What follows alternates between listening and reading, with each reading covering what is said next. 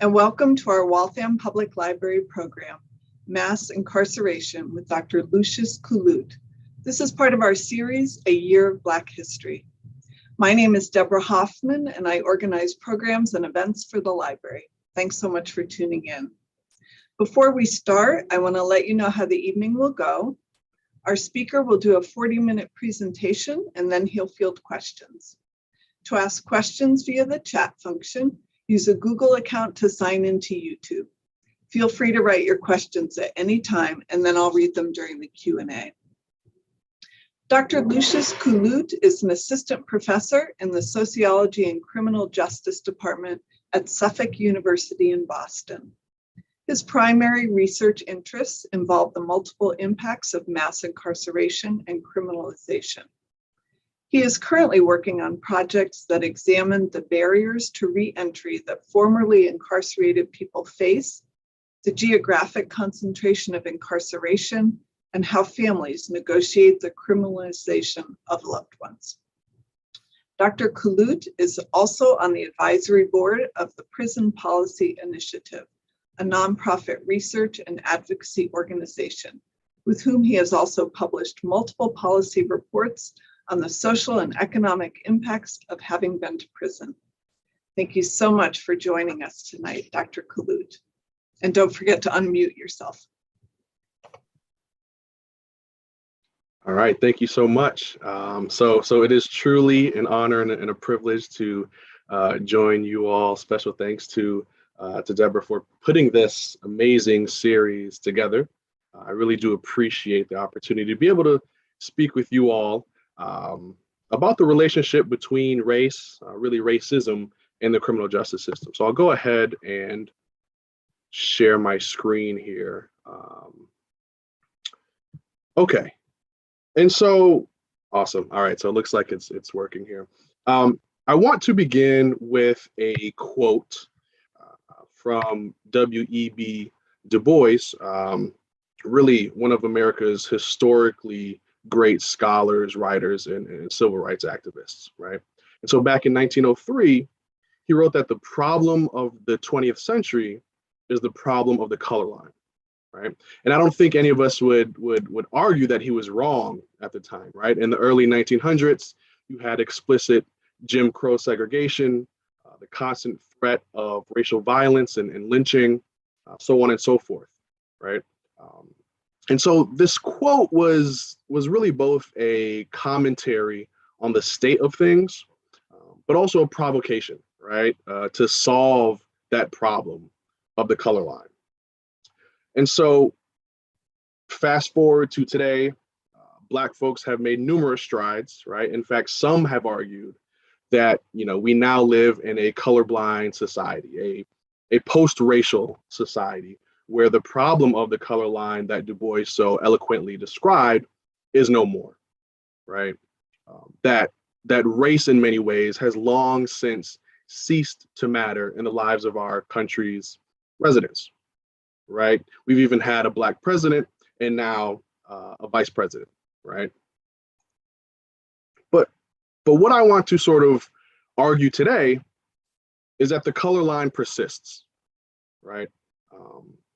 That race continues to matter even in the 21st century. And in particular, I'll use the criminal justice system to demonstrate this social fact, and then maybe sort of begin at least to chart a path toward eliminating racial inequality through an abolitionist framework, right? Building from the work of amazing modern day abolitionists such as Angela Davis, Mariam Kaba, so on and so forth, right?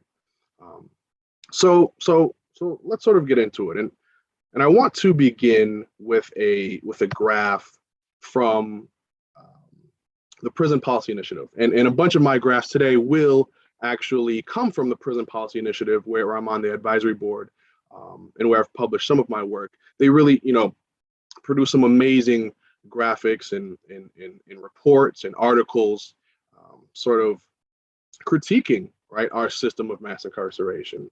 And so anyway, this graph basically shows us how many people are incarcerated today, the kinds of facilities they're located in, and the primary crimes they were incarcerated for, right? And you can find this on the website. But for our purposes, it's important to note that roughly 2.3 million people are locked up on any given day in the United States, all right? Mostly in state prison, but also in local jails, and then a little over 225,000 are located in federal facilities, right? It's also important, I think, to note that it wasn't always this way. Okay, so this graph shows the prison incarceration rate over time. And it shows that in 1980, less than 330,000 people were locked up in prisons around the country. Today, about 1.5 million, right, are incarcerated in state and federal prisons across the country. So what we see is really this massive increase in the number of people we incarcerate, beginning in the 1980s, really, and persisting until today. But you might be thinking, okay, fine, but we're a big country, so maybe these numbers are actually appropriate for the 330 million people who live in the United States, right? Well, when we compare our incarceration rate to, and so the incarceration rate, the number of people we incarcerate per 100,000, if we compare that rate to other countries, it becomes particularly clear that we are far and away the world's leader in incarcerating our own citizens, right? Literally, off the charts, right? As this one graphic illustrates. But let's even zoom in on Massachusetts, right? We often think of Massachusetts in some way as exceptional. We see with this graph, right, that if we treated Massachusetts as its own country, right, if we kind of considered Massachusetts to be its own country and compared it to other countries, Massachusetts would have an incarceration rate that is at least double the size of other comparable countries, right? So not necessarily the exceptionalism we sort of want, right? So when we talk about mass incarceration, we are referring to both historically and globally unprecedented levels of incarceration. All right. But it isn't just that we incarcerate a lot of people. We also place a lot of people under correctional control in the community as well, right? So we supervise many millions of people who are either on probation or parole, right? Our probation population represented in this kind of burgundy color, parole in the gray here. So in fact, the largest component of our correctional system is probation, right? Roughly 3.6 million people are on probation supervision on any given day, right? So technically in the community, but having to abide by strict guidelines that really sort of restrict where they can go, what they can do, who they can associate with, so on and so forth. And in Massachusetts, an even larger share of all of those under correctional control at the state level are on supervision, right? So in Massachusetts, over 70% of everyone under correctional control are on probation, all right? But again, about 2.3 million people incarcerated on any given day, and then another 4.5 million are on community supervision, right? So either probation or parole. But another sort of important point, I think, is that mass incarceration doesn't just impact all communities, all social groups in the same way. In fact, what we know is that our criminal justice system has always levied the harshest laws, policies, and practices on Black bodies, right? Just take a look at this graph showing the massive sort of inequalities by race, right? Black men in particular are incarcerated at a rate of over 2,000 per 100,000, right? Compared to white men who are incarcerated at a rate of 392 per 100,000, right? We also see significant disparities between Black and white women, right? So what this tells us, right, is that Overall, Black Americans are incarcerated in state and federal prisons at 5 times the rate of white Americans. Right. So indeed, the color line that DuBois spoke of appears to be alive and well. Right. In fact, almost 40% of people in prisons are Black, despite Black people making up just 13% of the overall US population. Right. So, for me, the question becomes, how do we make sense of this? How, in a society that has had a Black man and woman reach the highest levels of government, right, as president and now vice president, how and why do such, severe racial inequalities persist, right? And so for me, we have to back up a little bit in order to kind of answer those questions. Start with a little bit of sort of history first, right, to get some context. Because these disparities didn't just, arise out of nowhere, right? They're part of larger historical projects that have evolved over time, right? And so I like to start with the period immediately following the end of slavery, because it was a time when America was in flux, all right? And so wealthy white land and business owners were really forced to contend at the time with the removal of their, free labor source, right, as a result of the 13th Amendment, except, and this is kind of a big except, it's a big sort of catch, slavery was abolished except for those being punished for a crime, right?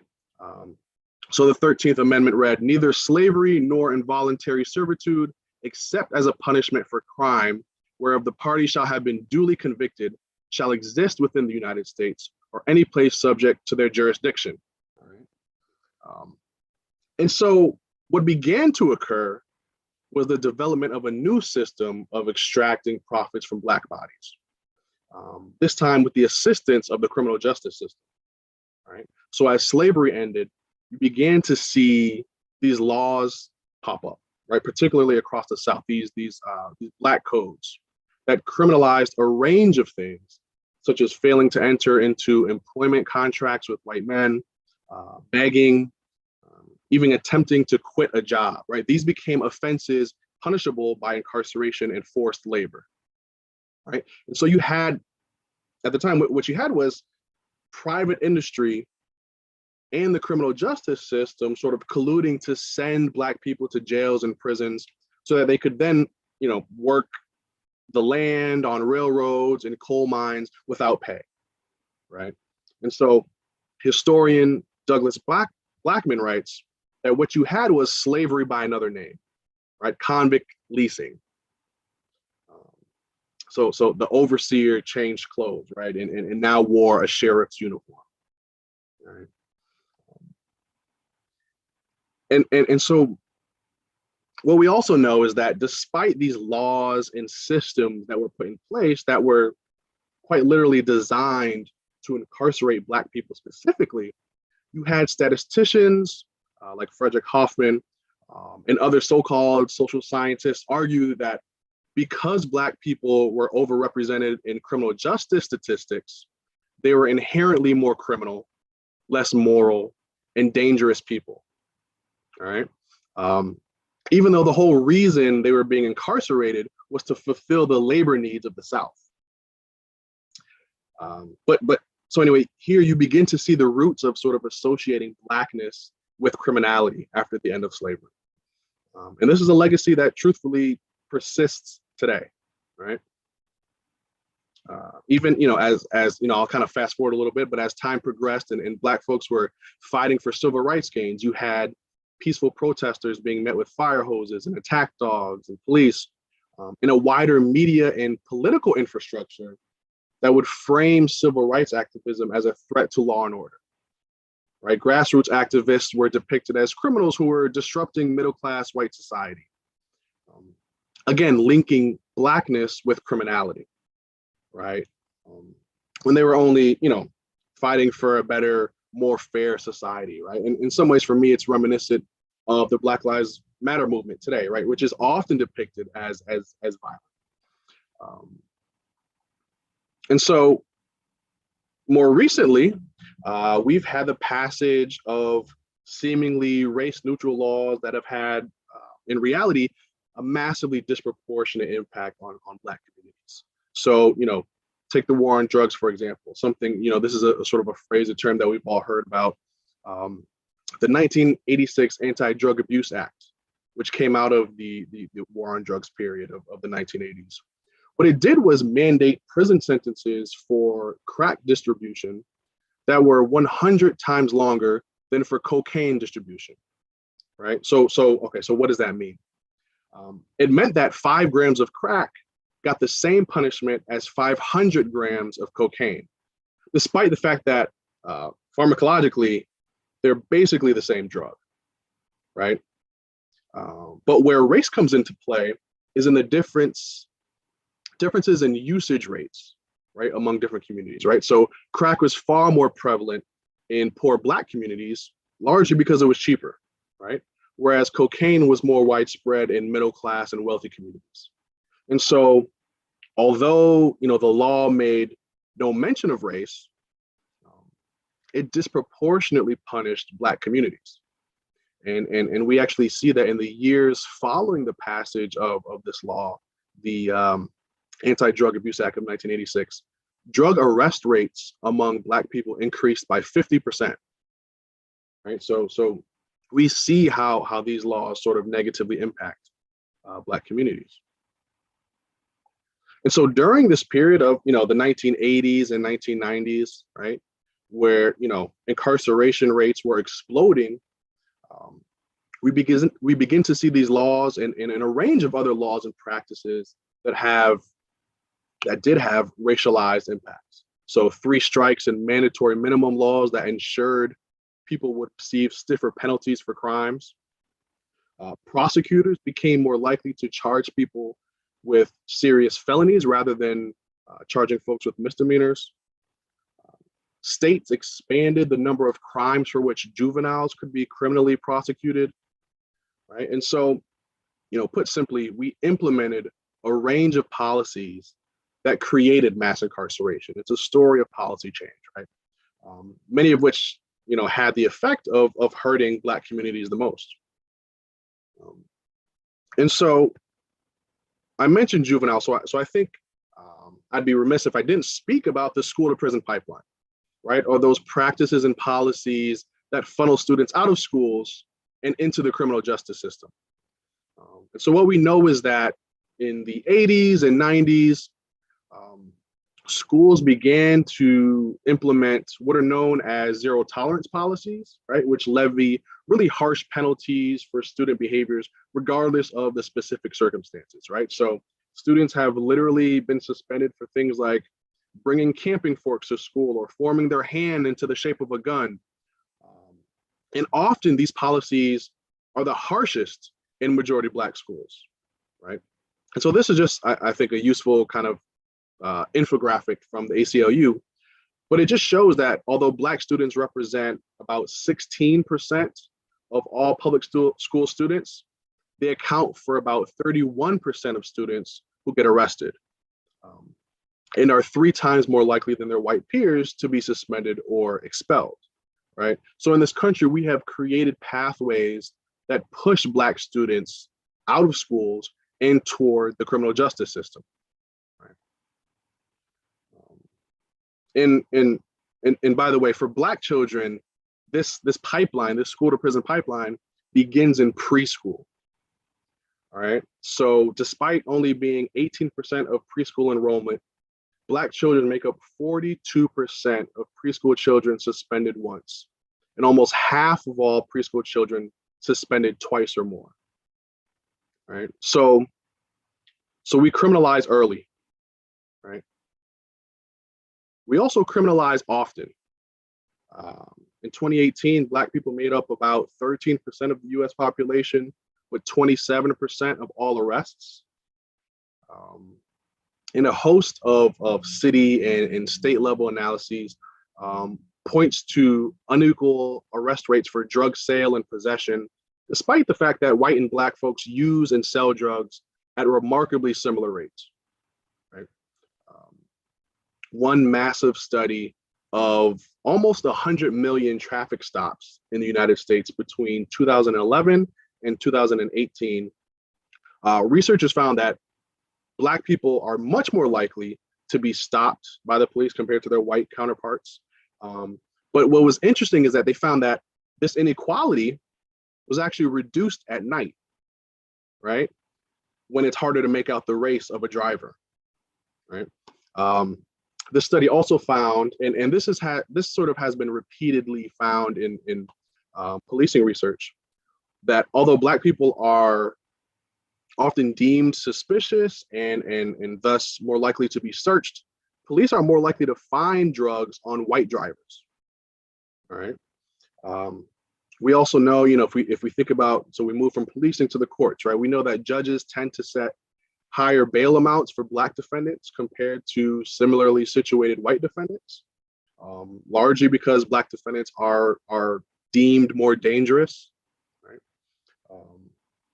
In studies of the judicial process, researchers have also found that prosecutors, who really hold immense power in our criminal justice system, we often fail to discuss prosecutors, but they hold so much power in determining what happens to folks when they are accused of crimes. But they often are operating with racist beliefs and assumptions about the people that they prosecute, right?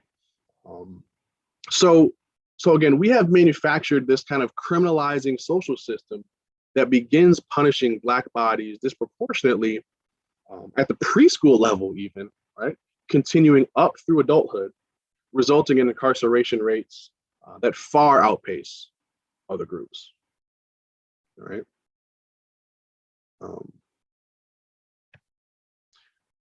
But if all that isn't enough, it's also important to note the sheer number of people who have been formally criminalized by the United States or in the United States, right? So according to our best estimates, at least 70 million people have some form of a criminal record in the United States. Almost 20 million have a felony record, right? And so just as our prison statistics are racially unequal, so are these as well, right? Almost a quarter of all Black people in the United States had a felony record by 2010. All right.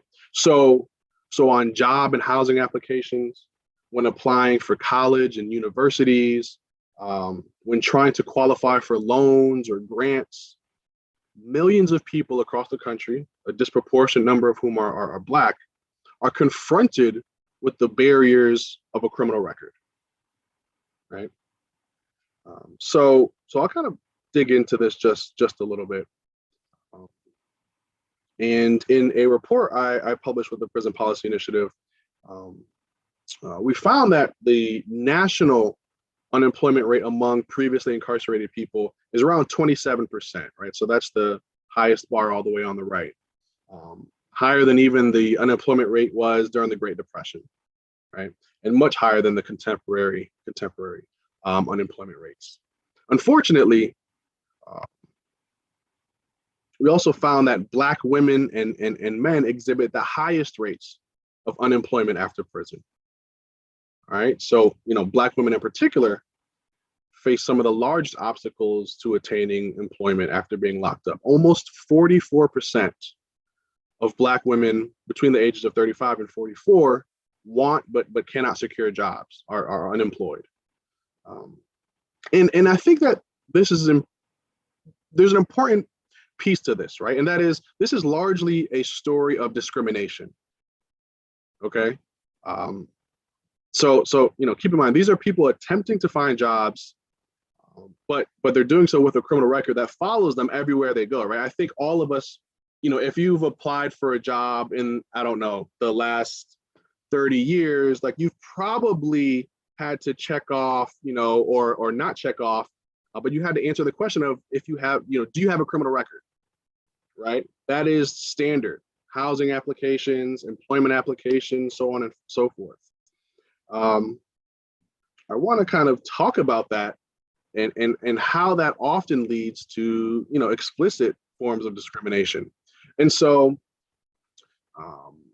this is a graph I put together based off of some research by a sociologist by the name of Diva Pager, right? And so what she did was she sent out job testers, people who would go out and apply for jobs with identical resumes, right? Some of them were Black, some were white, some of them were given fictitious records, some were not, right? And what she found was that white applicants with no record, with no criminal record, were the most likely to receive a callback from an employer, asking them to come in and participate in an interview, right? About 34% of white job applicants without a criminal record got a callback from employers, okay? Then came white applicants with criminal records. About 17% of white applicants with criminal records received callbacks, okay? So basically these two data points implicate that a criminal record reduces the likeliness of a callback by about 50%, okay? But what was really interesting was that Black applicants without criminal records were actually less likely to receive a callback from an employer than white applicants with criminal records. All right. And so if you were white and you had a criminal record, in this sample at least, you were more likely to receive a callback from an employer than a Black person without a criminal record. All right. So, the link between Blackness and any number of negative stereotypes, right, such as criminality, is so strong that even without a criminal record, Black people are still assumed to be poorer workers than their white counterparts, right? And then lastly, on the left here, shows that only 5% of Black job testers with criminal records received callbacks, right? So if you are Black and you have a criminal record, you're almost entirely shut out of most jobs, right? And these were entry-level jobs that they were applying for, right? Not very skilled jobs at all. So, I say all this to say that this is a story of discrimination, right?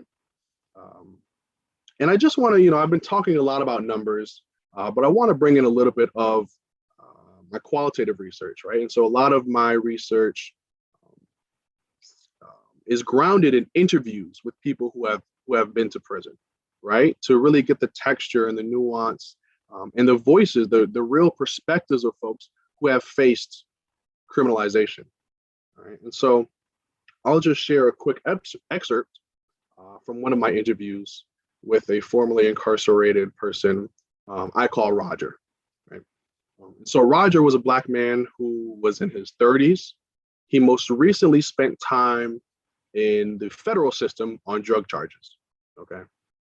So he was recalling the difficulty he faced in the labor market when he began describing his latest application experience, right? So he said, I went to apply for a job at a bread shop the other day, Wonder Bread, and they got a big sign, hiring, need people immediately. So I go in, of course, and I ask for an application. And as I get the application, she looks at me and she says, well, we do full background checks. This is not an equal opportunity employer. So if you have any felonies on your record, you might not even want to take the application. And so he said, these are the challenges that I face. And so, that kind of took me back a little bit, right? I said, so she just came out and said that to you? He said, immediately. I could have gotten on the police force sooner than I got a job at Wonder Bread. He starts laughing. So I said, wow, so let me ask you something. If you think you were, like a white guy that walked in, would she have said, the same thing to you? He says, absolutely not. Absolutely not. And mind you, I don't dress like a thug or anything, button-down shirts, and, proper attire. But I believe that color has a lot to do with it.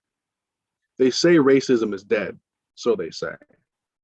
But, it still exists full-blown in America. Michael Brown, Trayvon Martin, all of their families will tell you about it,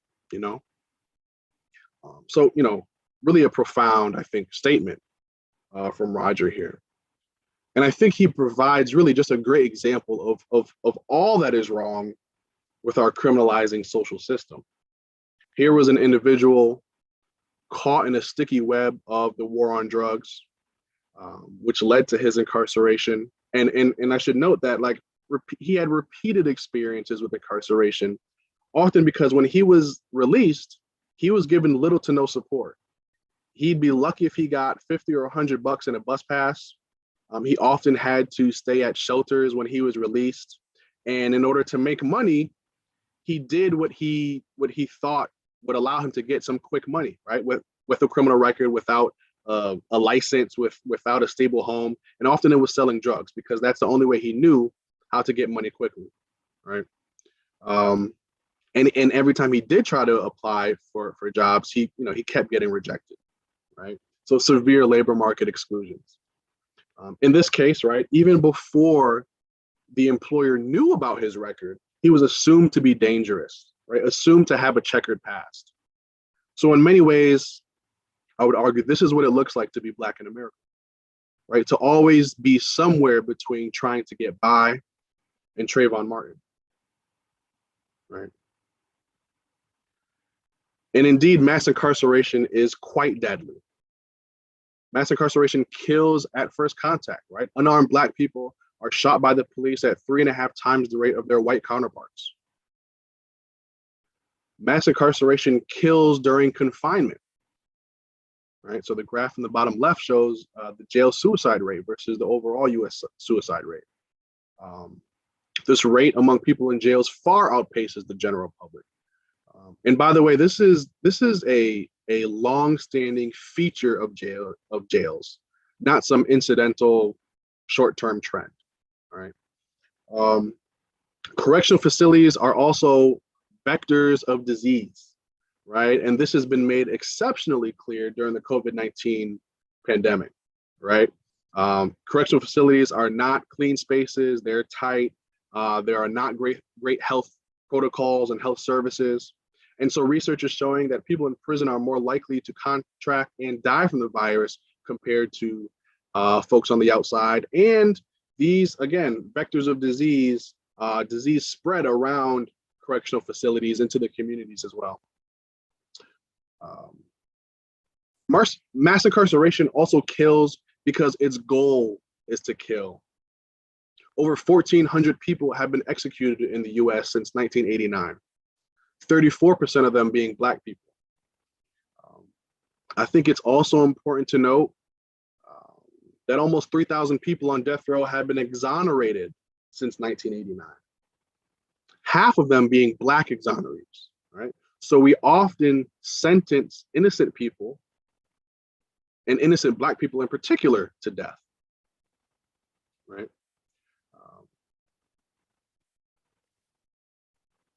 And then lastly, mass incarceration kills even after the incarceration is finished.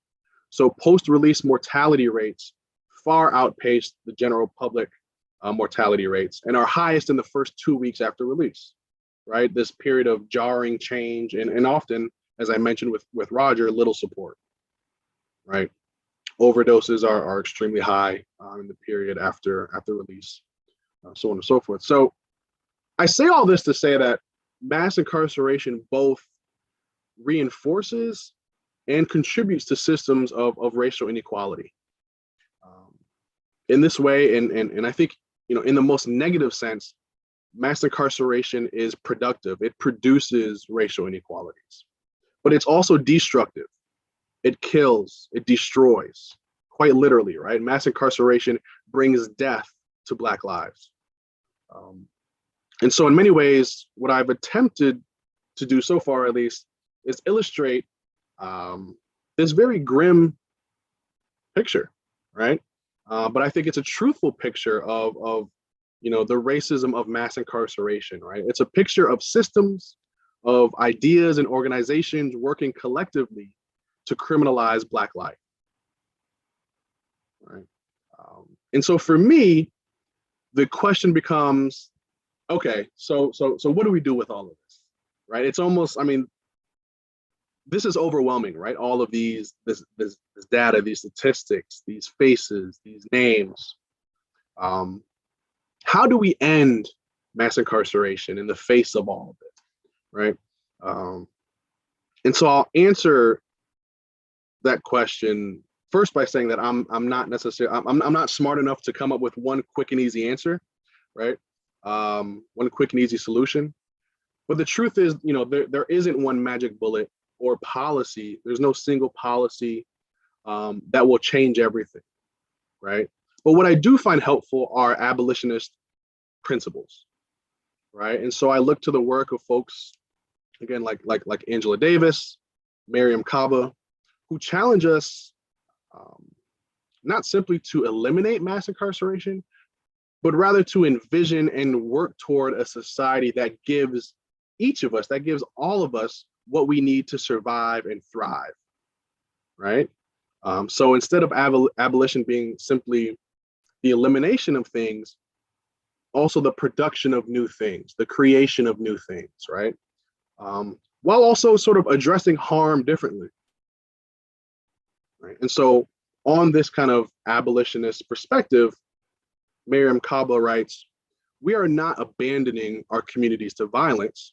We don't want to just close police departments. We want to make them obsolete. We should redirect the billions that now go to police departments toward providing healthcare, housing, education, and good jobs. If we did this, there would be less need for police in the first place. Right? We can build other ways of responding to harms in our society. Trained community care workers could do mental health checks if someone needed help. Towns could use restorative justice models instead of throwing people in prison." Right? And so, to kind of go back to the beginning of my presentation, I do think that the problem of the 21st century is much the same as it was in the 20th century, right? This problem of the color line. But we do have, principles that can guide us forward, right? We do have a path forward. It requires creativity, I think.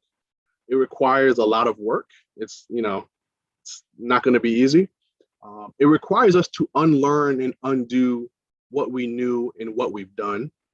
But again, it also requires us to build and create new systems that serve us all, right? And so I know I kind of ran through that a bit, but I think I'll leave it here, right? So thank you again for having me. I hope this has been somewhat informative for everyone. Happy to answer any questions that folks might have if folks are viewing this live. Thank you. Thank you so much for that outstanding and frankly shocking talk about this really important issue, Dr. Couloute. We do have a pretty active chat tonight, so I'm going to focus on people's actual questions. Repealing the 1994 crime bill would help with the start to end mass incarceration. Oh, sorry. The question was, would it help to repeal that 1994 crime bill? Yes. Yeah. I think absolutely. I think many of the policies and policy packages that were implemented in the 1980s and 1990s were designed to treat people more harshly when they committed crimes, broaden the scope of just the sheer number of behaviors that are criminalized, and anything we can do to sort of eliminate that, I think would help to reduce mass incarceration, right? But I also think that that wouldn't be enough, right? And I think that, again, crime for me is an outgrowth of unequal structures, right? Of poverty, un or underaddressed mental health issues. There are so many kind of structural dynamics of crime that we have to eliminate those pathways to prison, but we also have to give people other pathways, right? So that their needs can be addressed as well. But yeah, I absolutely agree that those sorts of policies need to be eliminated. Thank you. Let's see. Are there any resources or programs for newly released people, both juveniles and adults? Yeah, so there are, right? And this is going to depend on where those folks are being released, right? And so, we often think about the criminal justice system as just that, like one big system. In truth, we have at least 50 different systems, and we can get even smaller down to the county and city level. And so it's really going to the resources that are out there are going to depend on where folks are being released to, right? There are certainly places that have more resources than others, right? Massachusetts probably does a better job at providing resources for folks than some other states. But if we compare Massachusetts to other countries, maybe we provide a little bit less, right? So it's going to depend, right? And my advice is to really try to look up local kind of grassroots organizations and folks who are local to that area. For example, where I'm from, which is Hartford, Connecticut, there are these reentry roundtables where groups of folks meet monthly to discuss how to share resources, what's needed for the population coming out of prison, how to kind of serve them best. And so there are those kind of collaborative kind of meetings in many different places. Sometimes there is not, right? And sometimes there's a need for more resources. And some of that comes with, being sort of more consistent with pressuring legislators to, hey, listen, this is where we need funding, right? So again, like it depends on where folks are being released for the most part. Got it. Thank you. Yep.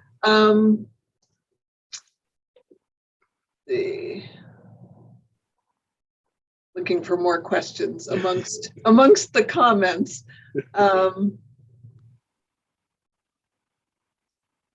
Are there any internship opportunities for paralegal students at Suffolk University?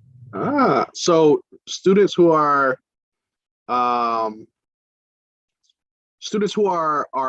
Suffolk who are actually enrolled in Suffolk, or is this okay?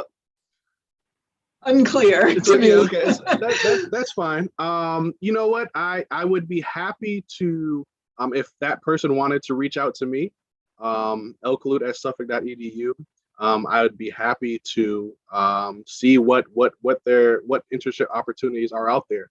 For example, my department, we have a lot of connections with nonprofit organizations, city, state level government folks who do offer internships, right? We just, we hear about internships all the time. And so if that person and other folks are looking to kind of get involved with the internships, where I'd be happy to at least try to help link folks up with organizations.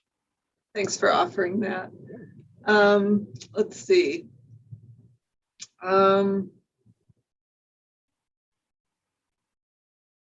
Many thank yous. Let's see. How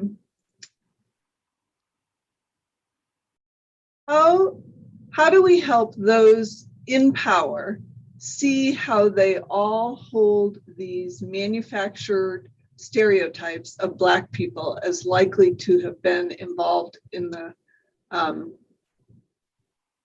incarceration system, as your interviews shared with you? Yeah, that's one of, that's a great question. That's an important question, right?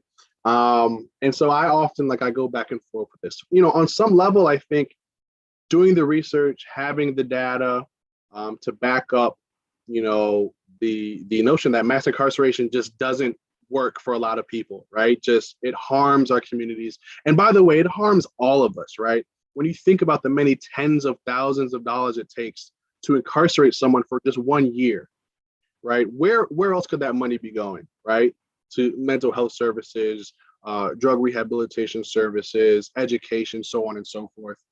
We certainly need the research and information to back up our claims about, the harms of mass incarceration, and we need to present that to folks at every chance that we get. Now, I also think that, some folks in power are just not going to be persuaded in that way, right? There are folks who benefit from mass incarceration, whether that's people who invest in the telecommunication companies that charge incarcerated folks and their families for phone calls, right? There are folks who, truly believe that people are inherently bad and evil, and it's going to be really difficult to change their mind, right? And for me, it's like, okay, well, how do we get other folks in there? How do we work with our communities to ensure that the right legislators are in power so that we can actually, manifest some change? I often talk to my students about, like, I'll ask them, do you know who, who your prosecutor is, right? In your county. Have you thought about prosecutorial elections? Most of the time, the answer is no. Like, we don't really, I think, as a society, think about prosecutors. These are people in power who have a lot. They can decide what to charge folks with, right, and what to ask for in terms of sentences. Prosecutors have a lot of power, and they're elected, but we don't often pay attention to who those prosecutors are, right? And so I do think that, not just our vote, but our sort of our ability to rally our community around change and understanding that we have to get folks in power who have our best interest in mind, right? And when I say our, I mean everyone's best interest, and so that we are creating these systems that, are not just locking folks up for whatever crime it is, but are actually trying to, like, okay, what is the reason people are committing crimes? Is it poverty? Okay, how do we reduce poverty? How do we reduce inequality? So on and so forth. And so again, I go back and forth. It's like, how do we educate folks in power? Some folks don't want to be educated. And that's kind of the sad truth, I think, for me and for many of us. But we're not, we do collectively have some power, right? We can help get the right folks in the right places. Thank you.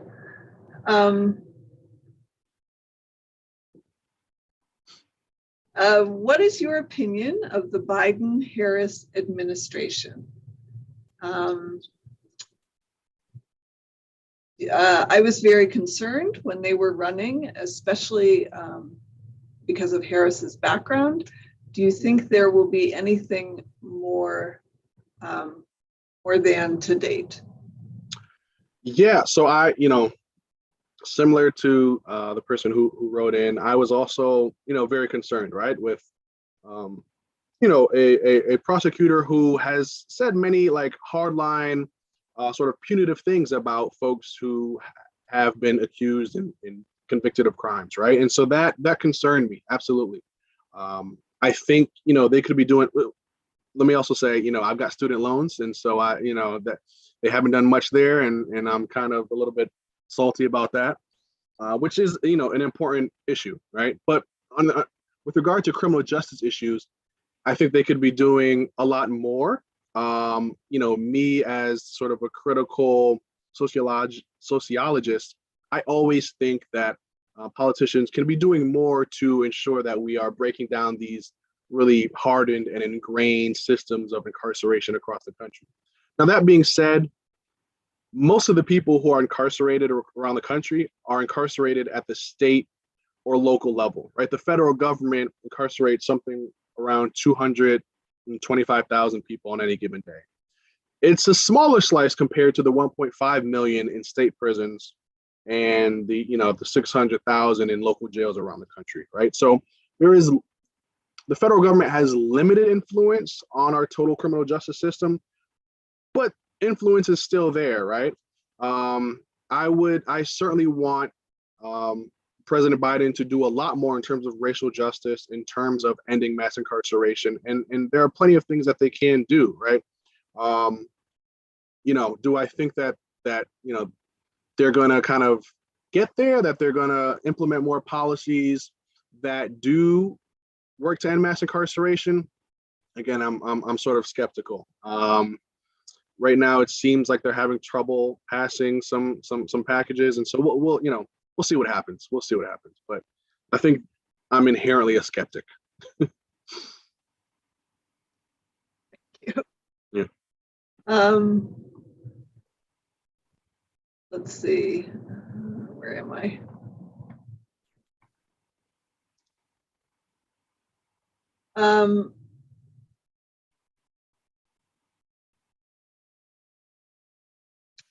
So, quote, color line really means racism, the original sin of this country.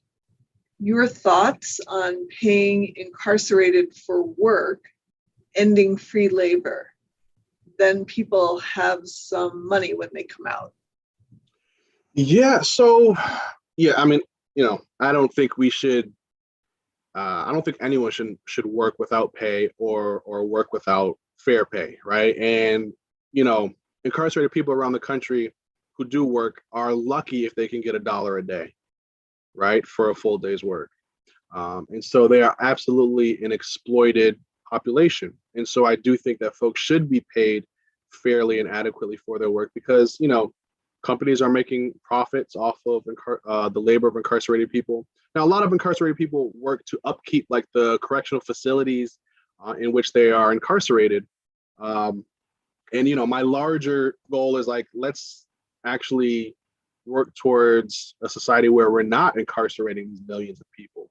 But on this specific topic of prison labor, absolutely, I think that folks should be paid fairly for the work that they do. Okay.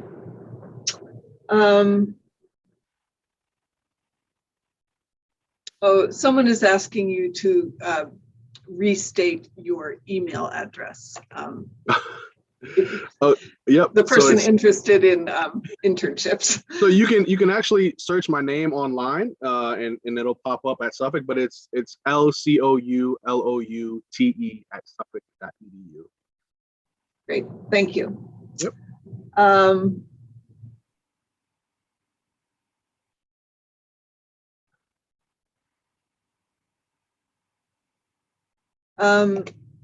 Here's a question. Can we use the cost, the argument of the cost to decrease incarceration? I already know the answer. I teach long distance prisoners in Florida, which is a hellhole. Yeah, well, Florida is an interesting state. Absolutely. Now, so, I mean, I think there's a yes and a no here, if you ask me. So certainly, I think,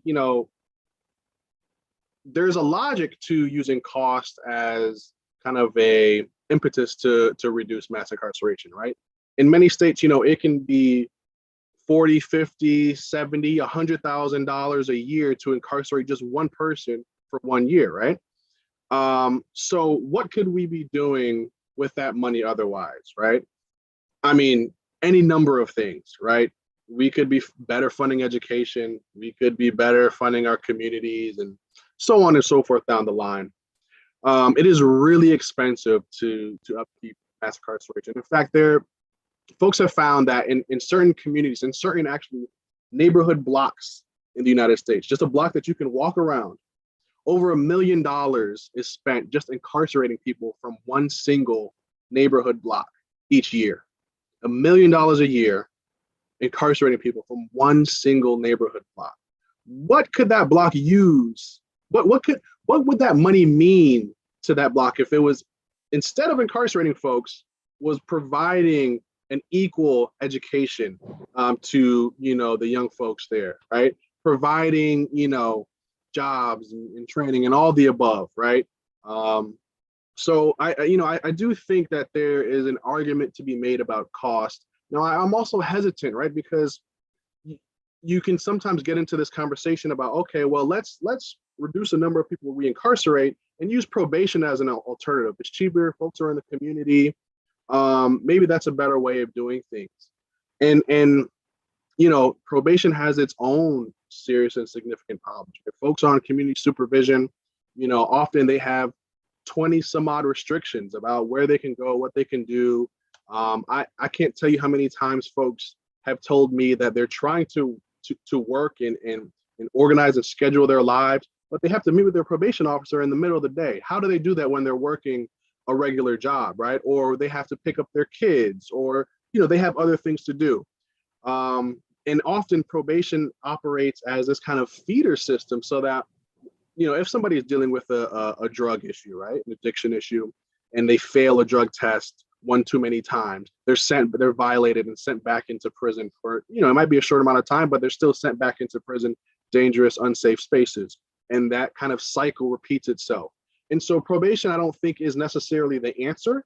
It's just a different kind of carceral institution in the community, right? And so I don't want us to get into this conversation of, let's look for different carceral alternatives because they're cheaper. I think we, again, from this abolitionist perspective, how do we transform society so that we don't react to people in a punitive way when they do things we don't like, right? Does that kind of make sense? And so, I think it's about transforming not only like the policies and practices, but also like our ideas about where people belong and what we should do with them. Thank you for that. Mm-hmm. Questions we have from our audience. I did have one question for you. Okay. A little about how the coining of the term super predator to describe urban Black teens in the 1990s contributed to mass incarceration. Mm-hmm. Yeah, absolutely. I mean, this term super, and of late, there have been conversations around, the Clintons, for example, and how they used this term super predator. I talked in my presentation about these historical linkages between Blackness and criminality, right? In the 1980s, we heard a lot of, this idea that poor Black folks were, welfare queens and criminals and thugs. In the 1990s, mass incarceration really ramps up. And part of the reason it does is because we are continuing with this ideology of Blackness as criminal. Terms like super predator, they certainly influence local level leaders, right? And communities and the media, right? And in sort of shifting, not only shifting, I shouldn't say shifting, at kind of reinforcing this notion that certain groups of people were inherently immoral, were inherently terrible and bad. And even today, like at least where I'm from, so I'm actually from Hartford, Connecticut, and we're seeing legislators talk about juveniles and car thefts. And it's almost reminiscent of this idea of super predator, this idea that young, poor Black and Latino boys and girls are stealing cars, and we need to lock them up. We need to be harsher. This idea that, being lenient on them works is totally, faulty and false. We're kind of hearing some of that rhetoric even today, and folks are beginning to kind of attach to that a little bit, right? This idea that, there's certain population needs to be addressed punitively. And so I think these words matter because they inform how we believe our reactions to criminal behavior, should look like. They inform how we conceive of our criminal justice system. And so, I think that we have to be very careful about the words that we use, and not just, so we talk about super predator. We also often refer to people who have criminal records as, criminals, offenders, so on and so forth. And what that does is dehumanizes this population, right? These are people who are incarcerated, right? Formerly incarcerated folks or citizens, right? I think that matters because when we begin to talk about them in a certain way, in a certain negative way, we begin to devalue who they are, right? And we begin to kind of caricaturize who they are, right? They just become these criminals rather than complex people who feel and think and have ideas and are influenced by the world around them, right? So, language matters. I say all that to say that language matters. Yeah. No, thank you for that. Yeah, I think that's it for our questions for tonight, and it is 8 o'clock. So I want to thank you all for tuning in, and thank you again, Dr. Couloute, for that really great presentation and talk. Thank you so much. I appreciate it, and thank you everyone for watching. Have a good night, everyone.